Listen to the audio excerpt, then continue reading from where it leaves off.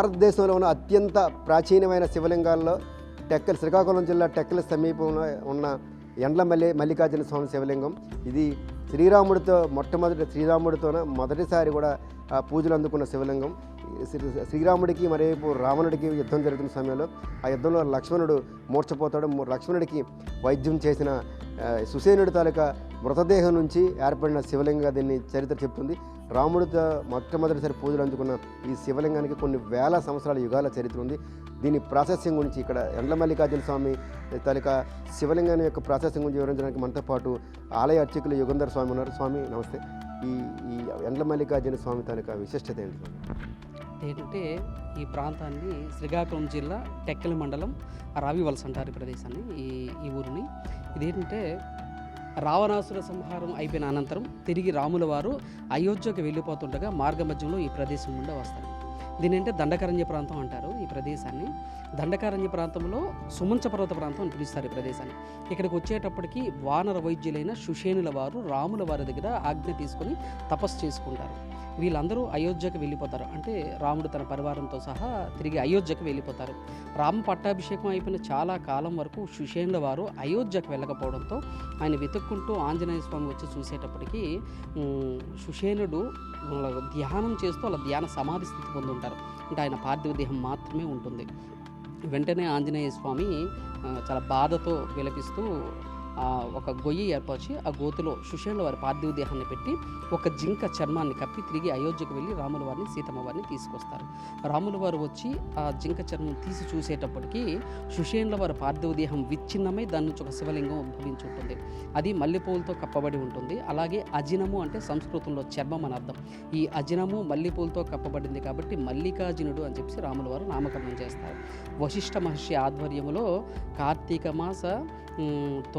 మాసంలో తులా సంక్రమణం శుద్ధ ఏకాదశి రోజు స్వామివారికి ఈ లింగానికి రాముల వారు స్వయంగా తన స్వహస్తాలతో పూజ చేస్తారు. అలా పూజ చేస్తుండేటప్పుడు ఈ లింగం యొక్క పరిమాణం అనేది ఎదుగుతూ ఉంటుందన్నమాట. ఇది ఎదుగుతూ ఉంది కాబట్టి అంటే చూస్తుండగానే చాలా పెద్దదిగా అలా ఎదుగుతూ ఉంటుందన్నమాట. ఇలా ఎదుగుతూ ఉంది కాబట్టి మనం దీన్ని ఆలయం అనేది నిర్మించలేము అని అనుకుంటారు. తిరిగి వీళ్ళు అయోధ్యకి వెళ్ళిపోతారన్నమాట. వెళ్ళిపోయిన తర్వాత ద్వాపర యుగంలో దేశ సంచారం చేస్తూ అర్జునుడు ఇక్కడికి రావడం, అర్జునుడు స్వామివారి కోసం అక్కడ ఈ లింగాన్ని చూసి తపస్సు చేసుకుంటారనమాట. స్వామివారి ప్రత్యక్షమై ఏ వరం కావాలని అర్జునుడికి అడగగా ఆయన కలియుగంలో కూడా నీ పేరు వెనుక నా పేరు వచ్చేటట్టు వరం ప్రసాదించమని అడుగుతారు. ఈ మల్లికార్జునుడు అర్జునుడి పేరు మీదుగా మల్లికార్జునుడిగా రూపాంతరం చెందేదనమాట. ఏంటంటే దీనికి ఆలయం అంటూ ఏమీ లేదు. ఎండతో వానలో తడవటం వల్ల ఎండల మల్లికార్జున స్వామి అని చెప్పి పేరు. అయితే కలియుగం వచ్చేటప్పటికి టెక్కలి రాజావారు హరిచందన బృందావన జగద్దేవని ఆయన స్వామివారికి 3 సార్లు గర్భాలయం నిర్మించడానికి ప్రయత్నిస్తారు. 3 సార్లు కూడా నిర్మాణం జరగడం, ఆ నిర్మాణం జరిగిన తర్వాత అది కూలిపోవడం అనేది జరుగుతూ ఉండేది. ఇలా అంటే 4వసారి కూడా రాజావారు తన ప్రయత్నాన్ని చేయగా స్వామివారు రాజావారికి కలలో కనిపించి ఒక వానర వైద్యుడైన సుషేనుడు శరీరం నుంచి ఉద్భవించిన శివలింగాన్ని తన చుట్టుపక్కల ఉండే ఈ ప్రదేశంలో చుట్టుపక్కల ఉండే ప్రజలు చాలా అనారోగ్యంతో బాధపడుతూ ఉండటం వల్ల వాళ్ళ అనారోగ్య సమస్యలు తీర్చడానికి తను తపస్సు చేసి తన శరీరం నుంచి నన్ను ఉద్భవించేటట్టు ఆయన చేసుకున్నారు. కాబట్టి తన మీద నుంచి వీచే గాలి అంటే ఈ లింగం పై నుంచి వీచే గాలి ఎంతవరకు వెళ్తుందో అంతవరకు ప్రజలు ఆరోగ్యంతో ఉండాలని సుషేనుడు సంకల్పానుసారంగా తాను స్వయంభూగా వెళ్తానని, అందుకే ఇక్కడ గర్భాలయం నిర్మించి తన చుట్టూ బంధించవద్దని చెప్పేసి రాజావారికి స్వామివారు చెప్పారని. అప్పటి నుంచి కూడా రాజావారు తన ప్రయత్నాన్ని విరమించుకున్నారు. ఆ నమ్మకానికి అనుగుణంగానే ఇప్పటికి కూడా దీనికి గర్భాలయం అంటూ ఏమీ లేదు.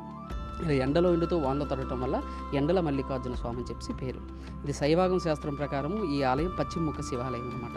పశ్చిమముఖ శివాలయంలో అంటే శైవాగమ శాస్త్రం ప్రకారం మనకు పశ్చిమముఖ శివాలయంలో మనం తప్పు చేసినా ఒప్పు చేసినా ఏది చేసినా 4 రెట్లు ఎక్కువ ఫలితం అనేది ఉంటుందన్నమాట. అలాగే ఇది ఏకశిల స్వయంభూలింగం, భారతదేశంలో అతిపెద్ద లింగం, సూర్యలింగం.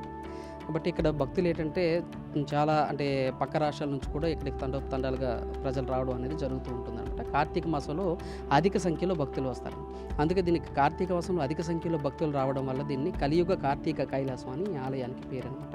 అంటే ఇక్కడికి వచ్చే భక్తులు పుష్కరంలో స్నానం చేసి స్వామివారికి అభిషేకం చేసుకుని ఆ తీర్థ ప్రసాదాలు స్వీకరించి స్వామివారికి అభిషేకం చేసిన జలం ఏదైతే ఉంటుందో ఆ జలాన్ని తన శరీరంకు పూసుకోవడం వల్ల అంటే చర్మ రోగాలు ఏవైనా ఉంటే తగ్గుతాయని భక్తుల యొక్క ప్రగాఢ విశ్వాసం.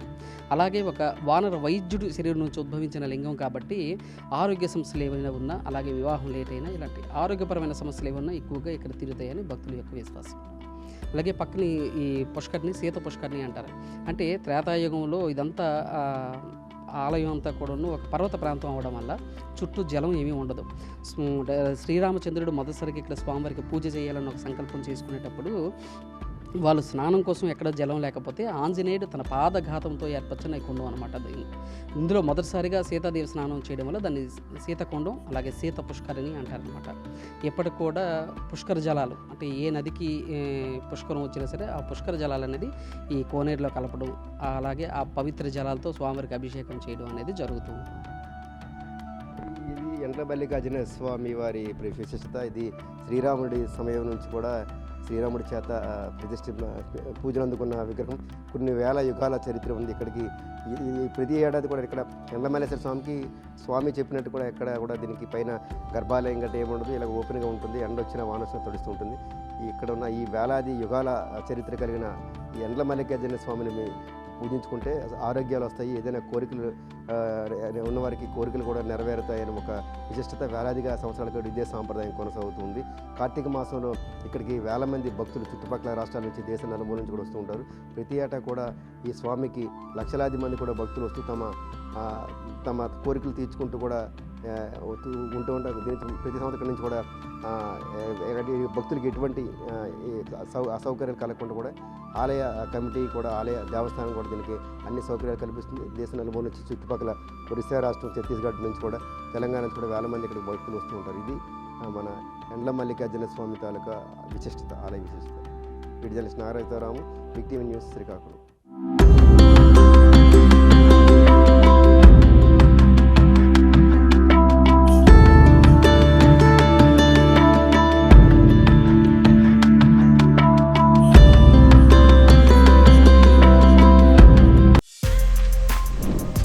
For more videos like this, subscribe Big TV channel.